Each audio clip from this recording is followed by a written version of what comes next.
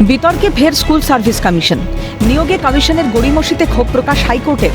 এক শিক্ষিকার চাকরি চলে যাওয়ার পরেও নতুন নিয়োগে তাঁকে কাউন্সেলিংয়ের সুযোগ না দেওয়ায় তীব্র ভর্ৎসনার সুরে আদালত জানায়, মামলাকারীকে কি বন্দুকের নলের সামনে মাথা নিয়ে দাঁড়াতে বলা হবে? মূলত 2020 সালে হাইকোর্টের নির্দেশেই নদিয়ার বাসিন্দা নাহিদা সুলতানা ঝুরুলি আদর্শ বিদ্যাপীঠের নবম-দশম শ্রেণীর ইতিহাস বিভাগের শিক্ষিকা হিসেবে নিয়োগ হয়েছিলেন। তবে ওই নিয়োগ ছিল 2016 সালের এসএসসি প্রক্রিয়ার ভিত্তিতে, যা পরবর্তী সময় কলকাতা হাইকোর্ট ও সুপ্রিম কোর্টের নির্দেশে বাতিল হয়ে যায়। তবে নাহিদা উচ্চ প্রাথমিকে মেধা তালিকাভুক্ত ছিলেন, তাই 2020 সালের 20 ডিসেম্বর হাইকোর্টের নির্দেশে তাকে কাউন্সেলিংয়েও ডাকে কমিশন।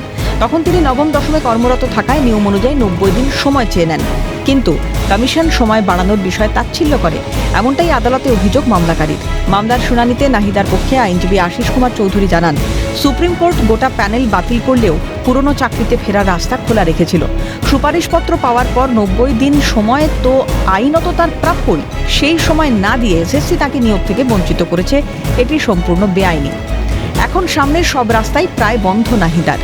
চলতি বছরের 3রা এপ্রিল সুপ্রিম কোর্টের নির্দেশে চাকরি হারান তিনি।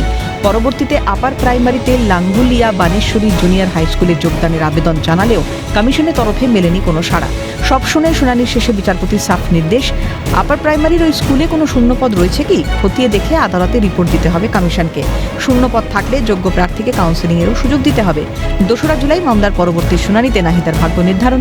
এখন আদালতের নির্দেশ মাফিক আগামী দিনে কমিশন আদৌ তাঁকে নিয়োগ দেয় কিনা সেটাই দেখার। Abhirupa Hazra report, Calcutta news.